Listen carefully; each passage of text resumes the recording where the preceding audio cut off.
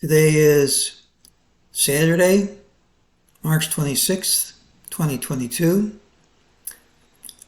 Let's do our disclaimer, go over our calls from Thursday, make some predictions for Monday and the weekends when we always take a look at the longer term picture.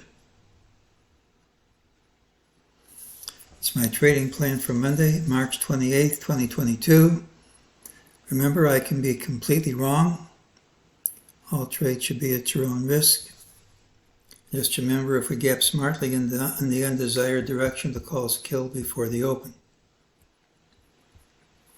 At the end of Thursday's close, I said I suspected we'd have a gap open, which we did. I said if we didn't move down smartly, we should see higher prices, and that'll also happen. The fact that we saw lower prices too doesn't mean anything. We saw the higher prices. Call for higher prices doesn't mean you won't see lower prices. I'm going to come back and take a look at this in just a moment. During the day, MEJT gave an ultimate buy signal. That played out immediately. Later on, it says this whole rally's false, gave an ultimate sell signal. Those have not played out. Gives us a target for Monday, 4512.47. Unless we gap up smartly, that's my call for Monday. And almost always the ultimate sell will take us lower than this. This is Tom DeMark's TDST line, 4526.33. Resistance is at the line and 1 bar past it, so we're in his resistance area. That's not the only resistance. This is my diamond on stilts pattern. Here's your stilt. Here's your stilt. This is a diamond. It's squished. The top is squished off to one side. That doesn't mean anything. It's still a diamond. And this gives us origin, gives us resistance at the origin of the left stilt. The first time you hit resistance, it usually holds. Next time you go through it, it fails in grand style. This is the first time through. Usually this is going to hold. Now, if you gap over it, then resistance becomes support. So if we're going to go higher, you really want to gap up on Monday. And if we don't, I'd expect this to hold. In addition to this negative pattern, you have a wall into the close. This tends to represent often panic buying by retail customers. Let's go over what happened on Friday. We gapped up, hit a higher high, and with under half an hour left to trade, we're under not only the highs, but also under the low of the original consolidation. That's a very negative pattern.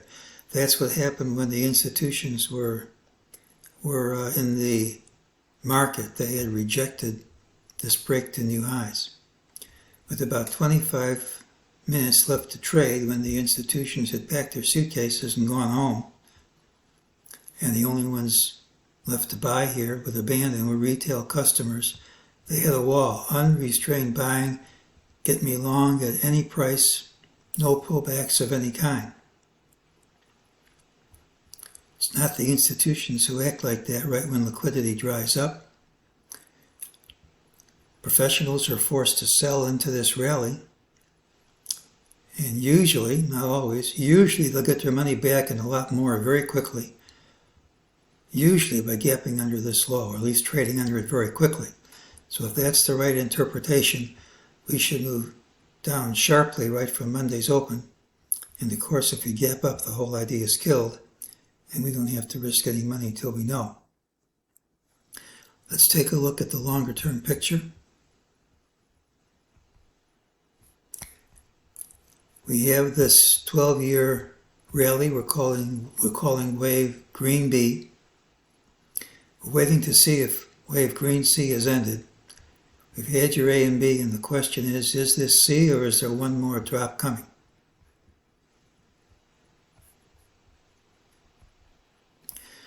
Well, this is the interpretation that says we've seen the end of green C.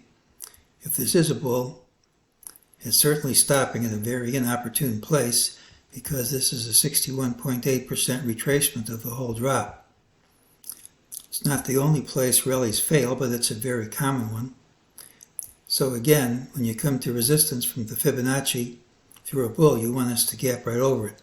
If we stall here, it calls this count into question. What if we do stall here?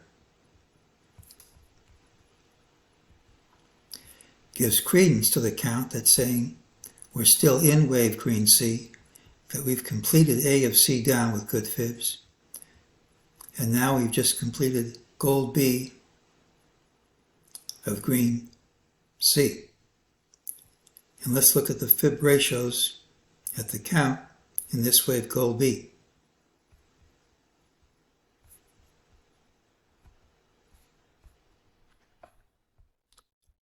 You can count it as an A, B, C. C is 1.272 times A. It's perfect. That's 78.6, that's 100. And if you look at the internal structure of C, you have an A, B, C with good fibs.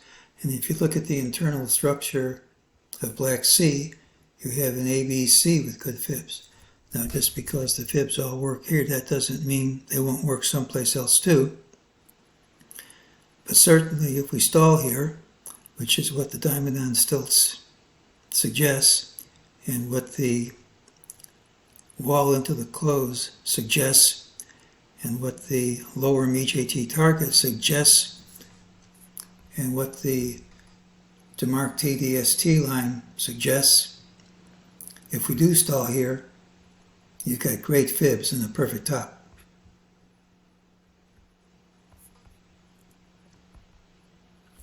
Monday's pattern has the early low. Could still gap up.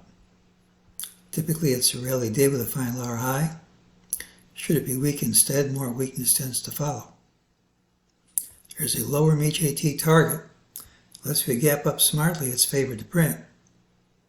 The current rally counts well as a three-wave structure, which has retraced 61.8% of the prior drop. There's wave balance after Friday's trade.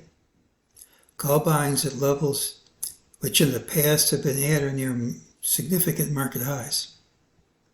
There's resistance from the demarked TDST line and from the origin of the left still.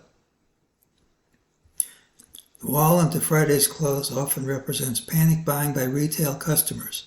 So if that's what it was, we should move down sharply right from Monday's open. And if the wave count's correct, we should begin a serious decline. We're talking more than a day and more than a couple of weeks probably. As always, we gap up smartly. It kills the idea before the open. If Friday's high falls significantly, I'd be suspicious of the count even if there were no gap.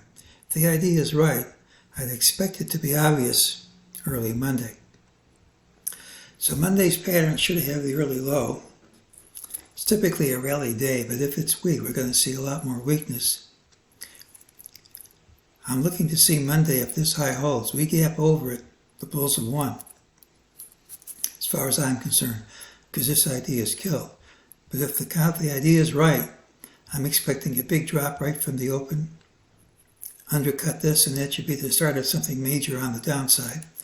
And if it's not clear Monday, we don't have to risk any money on it. Here's my target, 45.1247, usually more than that, and that's today's call.